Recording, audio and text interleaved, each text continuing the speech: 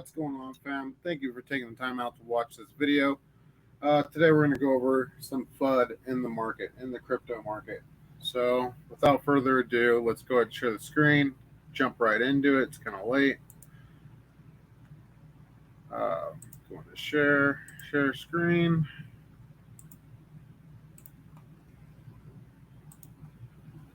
So right now we got the fear and greed index around 11. So it says now extreme fear at 11. Yesterday, extreme fear is at 11. Last week, extreme fear is at 11. Last month was at 17. We know it went down to 6, and I believe 4. Leave comments down below if that's correct. If not, I'll find it later and post it in tomorrow's video. So I've been off for the last couple nights. I had my lady's birthday, and then I had a anniversary, so I took a few days off. When in doubt, zoom out, take some time, spend it with your family, and just get your head right and get your head out of the crypto market. When it's diving that deep, it's time to just hodl for dear life, hold on for dear life, and if you can't, then you gotta do what you gotta do to survive. But going through, I don't know, this is my third bear market now. I understand that you take profits on the way up and then you hodl on the way down if you're still in it. So once you put your money in the game, you can take your money out when it starts going up. And now you're playing on house money. So that's just a little bit of advice, not financial advice, but let's get into the day's news, the topic of today's. So the first one's coming out of on my pointer here. The Daily Hodl. It says crypto giant Grayscale immediately sues SEC after Bitcoin ETF rejection, which is huge. I mean, that's more FUD in the market. That's more things that people don't want to see. Do they have the right to sue the SEC? Let me know what you think down in the comments below. Don't be shy. Leave a comment. I don't bite. I will answer to the best of my knowledge. And if I don't know, I will do research and find out for you. So yeah, that's what's going on with Grayscale and SEC. Moving right along. Let me get through, because I got a lot of topics tonight. So I'm going to get through a lot of these really fast, because there's a couple videos that I want to show you guys. And yeah, hopefully you guys get something out of this. So the next one's out of CoinDesk, and it says Coinbase is reportedly selling geolocation data to ICE. So why is that important? Let's listen to what these guys have to say. The CoinDesk Spotlight is brought to you by Nexo, the place to earn on Bitcoin, Ethereum, and more. So in the latest ominous signal from the crypto industry, Coinbase is reportedly selling geolocation data to Immigration and Customs Enforcement, more commonly known as ICE. Joining us now to discuss this is Jack Poulsen, director of the watchdog group Tech Inquiry. Hey, Jack. Thank you for having me. So yeah, this sounds like really bad. Can you just, for people who are not following this, can you break down your findings and what exactly you believe Coinbase is doing and why? Sure. So my nonprofit has been tracking Coinbase's U.S. federal contracts for a little over 2 years. Their first public contract was actually with the Secret Service, which is another part of the Department of Homeland Security. But it was about 10 months ago when Coinbase had its first contract with U.S. Immigration and Customs Enforcement that we really had our eyebrows raised. And so immediately we filed Freedom of Information requests. There were 2 contracts with ICE in roughly a month, one in August for $29,000, one in September for $1.365 million. The latter got a lot more attention, but it's actually the former that we got back this interesting Freedom of Information request response. We in fact got both back in the last few weeks, but the more than $1 million contract, ICE redacted almost every single detail of what Coinbase was doing, like literally 22 pages of nothing but redactions.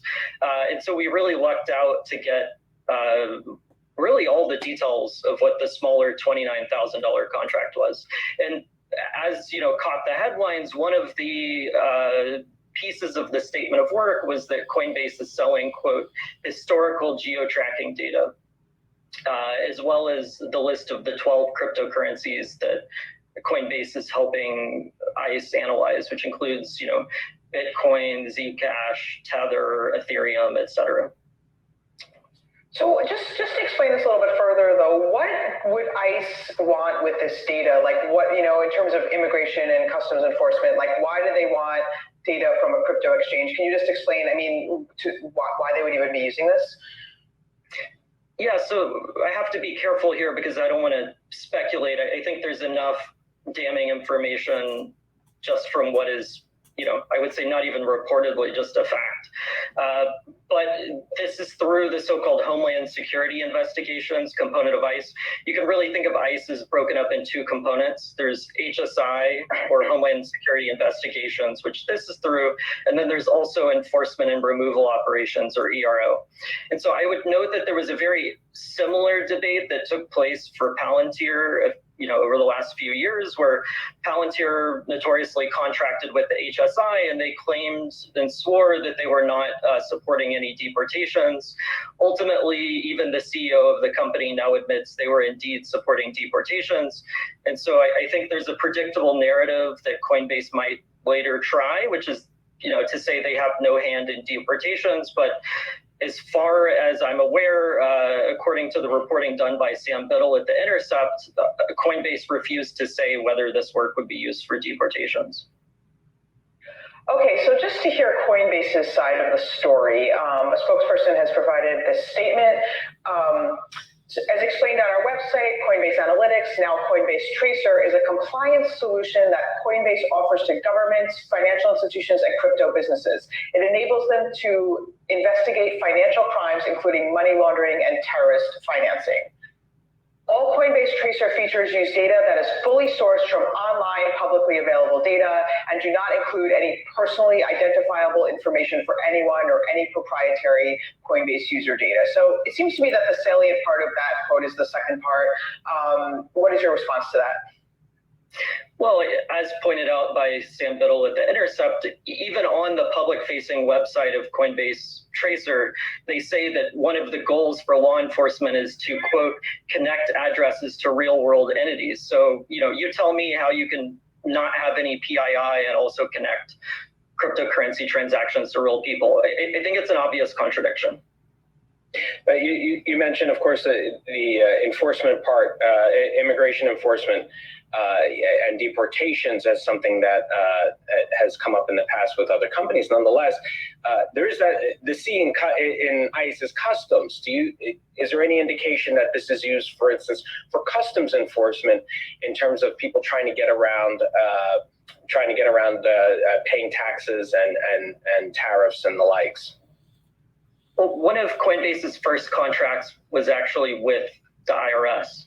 And so certainly, you know, investigating potential tax evasion is going to be one of the major roles. And it would also be important for me to say that Coinbase receives less money significantly from the US federal government than Chainalysis, which is operating in a similar space to the Coinbase Tracer product. And in fact, the recent 990 filing from the venture capital arm of U.S. intelligence agencies, In-Q-Tel, actually shows that they paid Chainalysis $1.65 million in 2021. And so this is a really big space, really across U.S. intelligence and law enforcement. So Jack, my understanding is that you got this information from a Freedom of Information Act request, a FOIA request. So, and you mentioned that ICE, that contract was just one of the things on this document. Are there other contracts that stick out to you? Yeah, like the first contracts were with Secret Service, which are a component of DHS. There's the IRS contracts. But actually, most notably, in fact, yesterday, the million contract that Coinbase has with ICE was actually increased by $455,000. So it's a bit ironic that happened the same day this news broke. And so that's now worth $1.8 million, and the scope was extended for another year. But the other notable thing is that Coinbase actually had a contract with the FBI, much like Chainalysis, but that contract was in fact removed from public record, which is a fairly rare thing to happen.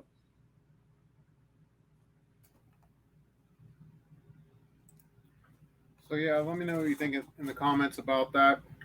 Coinbase reporting to the ICE division for data collection. To me, I think it's BS. They shouldn't be reporting anything to ICE. It's the whole point of us getting into Bitcoin, so we can be sovereign and become our own banks and not have to report to anybody.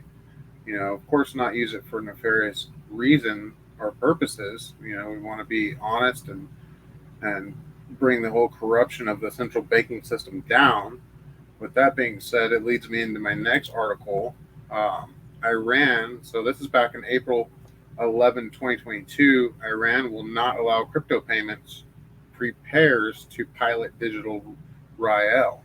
So basically what it's saying is they don't want to deal with crypto payments as far as accepting crypto as their currency like El Salvador did. Instead, they want to roll out their own CBDC. So down here it says Central Bank of Iran shares details about digital Rial project.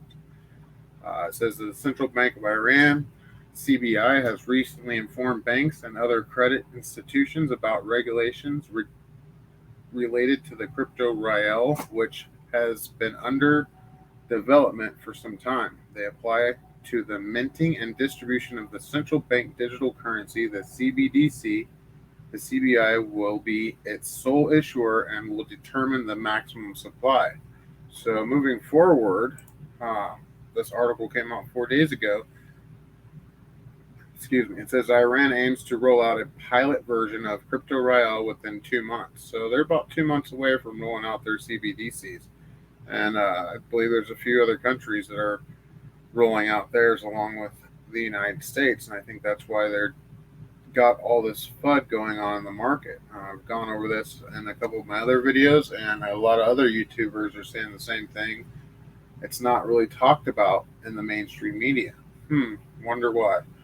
But it says right here, the CBI announced in April it's preparing for the upcoming launch of the central bank digital currency, CBDC, after informing Iranian banks and other credit institutions about regulations that will accompany its introduction. They detail how it will be minted and distributed. So it says the monetary authority will be the sole issuer of the crypto Rial and will determine its maximum supply. I call BS. There's going to be no maximum supply on a CBDC. Unless they got something going on that central banks don't normally do, but there is no maximum supply. That's how they're able to cheat, lie, and steal across the world now, is with their central banks. That's just my opinion. So moving on to the next article, let me know what you guys think about the Iranian government and their central bank rollout. So the next one is coming out of TradingView, and then I've also seen this all over the place. So this has a lot to do with what's going on with the DeFi projects and stuff like that. It says Three Arrows Capital falls. So long, Three Arrows. The crypto hedge fund is set for liquidation after failing to make loan payments. Three Arrows Capital, 3AC, was ordered to liquidate through a court order given in the British Virgin Islands on Wednesday, making it the first major crypto firm to fall amidst fears of a contagion spreading through DeFi. So it says the news won't come as a surprise to many. Excuse me. Earlier this week, Three Arrows had defaulted on a $670 million loan given to them by Voyager Digital, raising fears of the hedge fund's insolvency. The descent into liquidation arguably stated due to 3AC's exposure to Terra, in which the firm lost $200 million, and co-founder Kyle DeVries admitted it caught very much off guard. So, I mean, this story is huge. Stuff like this hurts the crypto market, but also it brings all the, I want to say, the bad players. It brings all the bad players out. So it'll help the crypto market long term. So it just goes on to talk about DEXs and DeFi and every hack a DeFi hack, stuff like that. So if you want to check it out, it's in TradingView. And then that brings me into my next article, which is a Voyager article. It says, which is awfully interesting, crypto platform Voyager Digital cuts daily withdrawal limit to 10,000 after revealing 660 million exposure to struggling crypto hedge fund. So guys and gals, if you don't have your cryptos off these big centralized exchanges, do it now. I mean, there's no other time than to do it now. With all this stuff going on, they're obviously trying to kill the crypto market to roll out their CBDCs, and it's working, but it's not working because there's a lot of us crypto holders, a lot of us Bitcoin holders out there with diamond nuts. Excuse my French, but it's true. We're not going anywhere. I'm not selling any of my Bitcoin. I actually earn Bitcoin. I stack sats up and down the roller coaster, and I have been since 2015. So I jumped out of 2017, but jumped right back in a little bit after that. So that being said, it says a crypto platform, Voyager Digital, has cut the daily withdrawal limit on customers' accounts to 10,000 from 25,000. The move comes after Voyager warned it may not be repaid a loan it made to hedge fund. There it goes again. Three Arrows Capital. The loan was valued around $660 million as of Thursday. A Voyager subsidiary has loaned 15,250 Bitcoin and 350 million of the USDC stablecoin to Dubai-based Three Arrows Capital. So what did they do with all that money? Where'd it go? Why couldn't they pay back their loans? These are all questions that we ask and find out. And whenever you guys are putting your Bitcoin somewhere else besides in your own possession, you need to think about that and think about the projects and platforms you're getting into.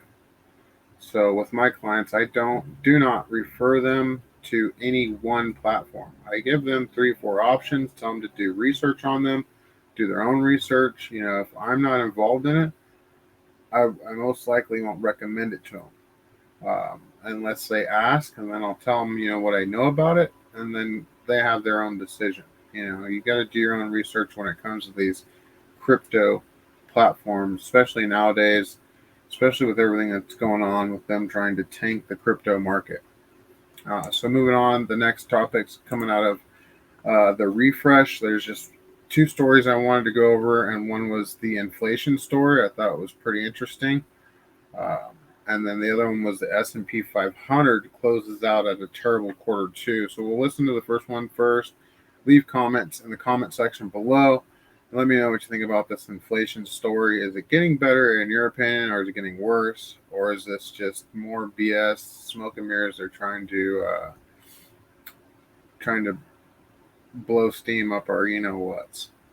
Finally starting to go down? Yes, a little, and only if you remove highly volatile food and fuel prices. But still, the Federal Bureau of Economic Analysis reported today that the core rate of inflation rose only 4.7% in the 12 months ending in May. That's down from 5.3% in February. But most Americans won't feel the improvement because of those pesky high food and energy costs. President Biden today called. It's the last day of the first half of 2022, and for the stock market anyway, it has not been a great 6 months. All 3 major indexes closed the day down around 1%, and for the S&P 500, this marks the worst first half year in more than half a century. The good news is the last time the S&P fell this much in the first half of the year in 1970, the second half saw a huge rally. So there is no good news in that. in either one of those. And what they're trying to do is make it seem like it is good news, that it's acceptable. No, it's not acceptable, and they're doing it by design. Call it what you want to call it, but in my opinion, it's done by design. They're trying to tell you that everything's going to be fine. It's the worst since 1970, but the following quarter, it came right back. I don't care what it did the following quarter. We didn't have a worldwide pandemic in 1970. We had just a few countries that were having some hardships, whatever. Now we're having a worldwide fiat currency pandemic where they are totally trying to destroy, in my opinion, all the fiat globally so they can roll out their central bank digital currencies. That's it for the FUD and all the bad news. I like to give some of the bad and then roll on to the good. So what does Bitcoin have to offer that's good? So this one's coming out of Bitcoin Magazine. It says, in a world of growing repression, Bitcoin enables freedom of movement. How is that possible, you ask? Well, the world has issued a centralized system that requires us to present identification cards in order to open bank accounts, get on planes, or even stay at hotels. But now we have Bitcoin, a completely decentralized online protocol that allows anyone, anywhere, to send sound money around the world without needing permissions from anyone else. And that's what they don't like. They don't like that fact right here, that whole paragraph. They hate it. They cannot stand it. And what I mean by they, anybody that follows this channel that knows what I'm talking about, it's the central bank digital currency people, the Fed, the governments, the corporate Americas, and the corporate of the globe.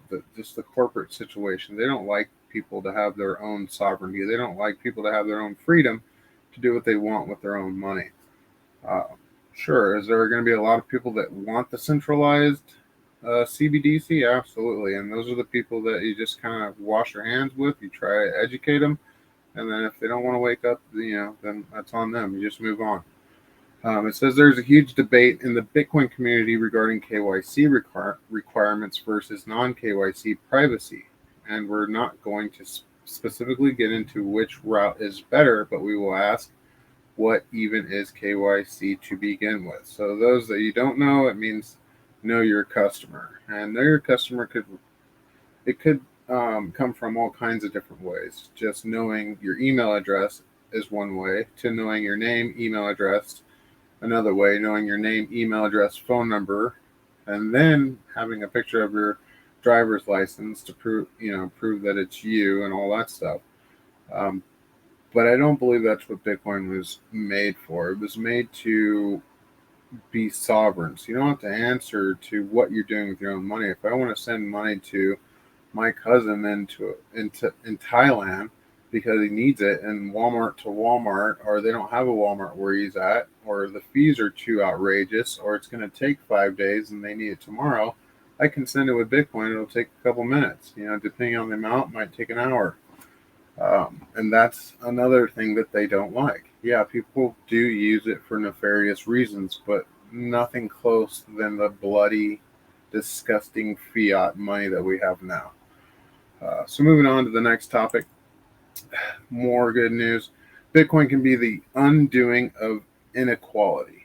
And how can it do that, you might ask? It says since the Nixon shock of 1971, which is interesting to me because my neighbor had no idea that back when Nixon took us off the gold standard, she was still under the impression the dollar was backed by gold. Well, I had to break the news to her and told her it was no longer backed by gold. It was basically printed out of thin air. We were on the petrodollar, which now is starting to be taken away from us, obviously, as the gas prices have gone up through the roof over the last decade or two. But anyway, it says the Nixon shock of 1971, wealth inequality has soared to levels not seen in over a century. The dollar was no longer redeemable for gold, but was instead backed by only fiat. Without the limitations of backed currency, those in power were given the opportunity to create as much fiat currency as they desired. with little to no consequence. Destined to lose the faith due to abuse, fiat currency was doomed for inception. So what does Bitcoin do? Bitcoin seeks to remedy the inequalities of fiat currency. Bitcoin is decentralized, fungible, permissionless, and finite. It does not allow for central authorities to benefit from the theft of its holders' assets value through inflation. Furthermore, it does not restrict access from those who need it most, providing financial services to those incapable of accessing traditional banking. So all that I just said is super huge. And this is news that needs to be spread on mainstream media. Are they going to do that? Absolutely not. Mainstream media is bought and paid for by the central banking system, by the banking cabal, whatever you want to call it. It just is. And that's point blank simple. And until people realize that, they're going to be stuck in the old system and saying, oh, the dollar is the best we ever had, and not knowing it's not backed by anything. It's printed out of thin air. And then I digress on that. So moving on to the next one. It's getting kind of late. So this one is out of Bloomberg, and there's other articles you can find this on as well. I just chose Bloomberg. It says FTX nears deal to buy lender BlockFi and likely fire sale. Deal talks in place after FTX agrees to provide credit line. Depressed value reflects liquidity troubles in crypto industry. So I guess you can call this FUD, but you can also call it not FUD. So you can call it actually a good thing. So FTX is a strong company. The founders, if you don't know about them, go ahead and look them up. They're doing some really good things with FTX. They have their ducks in a row, and they're actually building in a time of a bear market when you should be building. So there's a lot of examples to go by, but watch FTX and watch what they do. It says the FTX, the digital asset exchange, co-founded by Sam Bankman-Fried, is nearing an agreement to buy BlockFi Inc. after extending a credit line to the I'm going to murder that word, crypto lending platform, according to people familiar with the matter. So it says NBC reported on this earlier that FTX is paying roughly $25 million, which I think this number is wrong. If you go and check out BlockFi's CEO, I believe it was, and see what he says that he's not selling the company for $25 million, so it might be something different. Just do your own research on that, but there is some talks about it, which I think could be good news, could be bad news. And then moving into some more good news, Central African Republic president launches crypto initiative following Bitcoin adoption. So anytime you hear the word adoption, Bitcoin adoption, I think it's great for the crypto space, and you need to hear more of it. You know, like I said, I had 1, 2, 3, 4, 5, 6, about 7 articles today, all talking about FUD. So when we get these articles that are not FUD, it's about adoption, they kind of get put to the bottom of the list. Why is that? Because they really don't want the truth getting out. They want the whales, the elites, the whatever you want to call them, the people that have all the money in the world to buy up all the crypto and then hand out their central bank digital currency. It says the Sango project's plans including building a legal crypto HUD, expanding the adoption of Bitcoin, and creating a crypto island, a special economic zone in the metaverse. Metaverse is huge. For those of you who don't know what it is, go and check it out. Just Google Metaverse and see what it's about. You know, to me, I want to invest in it. I don't really want to be in the metaverse unless it has to do with like buying real estate and, you know, using that to promote how I can help others in the crypto space. You know what I mean? But as far as sticking a VR machine on my face all day and being stuck in it, no, that's not me. I'm not that type of person. But there is a lot of adoption that's going to come out of the metaverse. It already has. I'm not going to read the rest of this, but I'll just skip down here to the bottom. It says, with Bitcoin as legal tender, as an inspiration, our country opens a new chapter in its inspiring journey towards a brighter future via blockchain technology. Everyone is welcome to witness the Sango Genesis event that will be broadcast on the 3rd of July. And then there's the link, and then you can follow them on Twitter right there. So moving on. Right now, I don't know if you guys know, but on my Patreon, I'm going to go over Exodus Wallet, how you can earn using Exodus, how you can move your cryptos from Coinbase to Exodus. I have some of those videos already out over there. How you can move them and earn. So if you have them sitting on Coinbase doing nothing or earning a little bit, Exodus offers more just to let them sit over there. And then you can stake them. There's all kinds of ways to earn rewards on your cryptos. But right now you can buy Bitcoin and other popular cryptos for 0% fees. Purchase cryptos with credit, debit card, bank account, and Apple Pay for a limited time, only in the Exodus mobile. So 0% fees on Bitcoin purchases. That's pretty huge. And that's more good news. See, more stuff like this needs to be put out there. Not enough YouTubers are talking about good news. All I see is, a lot of FUD everywhere. So there is good news in the crypto market space. So rolling into the last thing of the evening or morning, wherever you're watching this from, I'm going to go ahead and refresh this. So this is just my watch list. Bitcoin's rolling in around 19,000. It was above 20 earlier. It was as low as, I think, 18, 17. I really don't watch it that often. These are the times that I'm dollar cost averaging in, not backing up the truck because it could go lower. But just kind of watching it, every other day, every couple days, when in doubt, zoom out, and just, buying into Bitcoin, buying into the projects that you really care about. So one of those that I really like is Matic. Another one's Litecoin. Why Litecoin? Because I have the Litecoin Visa debit card, and I can basically live off cryptos using a Litecoin card. Stellar is another good project. Crow, they're definitely not going anywhere. It's a good project. They've spent a lot of money on marketing. They bought the Staples Center, and the naming rights of the Staples Center, I should say. Cosmos, Atom, that's another good project. Algorand's a good project. Just pick out a few if you need help figuring out how to set up your portfolio or how to figure out which coins you want to start really paying attention and looking at. Reach out to me. And this thing's been up all day, and that was one of my other top picks, and I'll show you that in a second.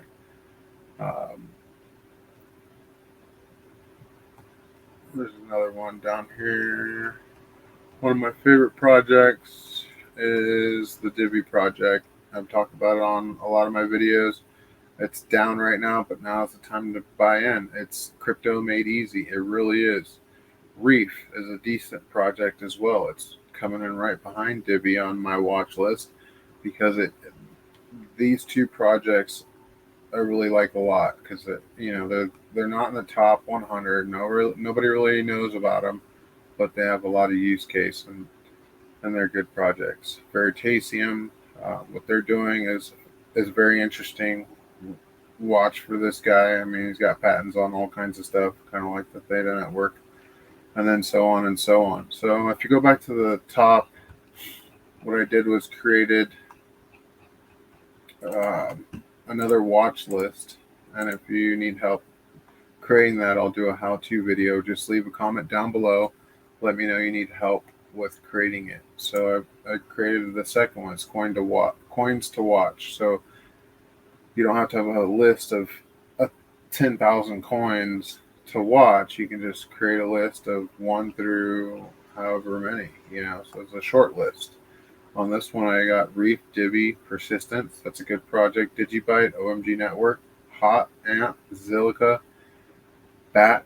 The reason why I got Bat is because I use the browser all the time. A lot of people have their, opinions about the Bat browser, but if you set it up and set all your security settings. Use the privacy features with the browser. You get paid in that token to watch all your favorite YouTubers. So you can get paid in this token to watch my channel, to watch your other favorite YouTuber channels. And if you need help learning how to do that, links down in the description below. Just reach out to me. Join my Patreon, leave a message and say, hey, I want to learn more about BAT and how to get into it, and I'll help you out. Same with all these other projects. With that being said, guys, thank you for taking the time out to watch this video. Hope you guys enjoyed it. Smash the likes, share this video with your friends and family. Hit the bell and the subscribe button. If you guys haven't subscribed yet, it's free. Really is free. You just hit the subscribe button and it's free. And I'll keep putting out more content like this, but I can't do it without you guys and your help. I'm trying to build a community of people that care and people that are prepared and not scared for what's coming in this crypto market, what's coming in the stock market, what's coming in the food shortages, what's coming in the every day-to-day life. Once again, thanks for watching. That being said, everybody have a blessed evening or a blessed morning, and take care.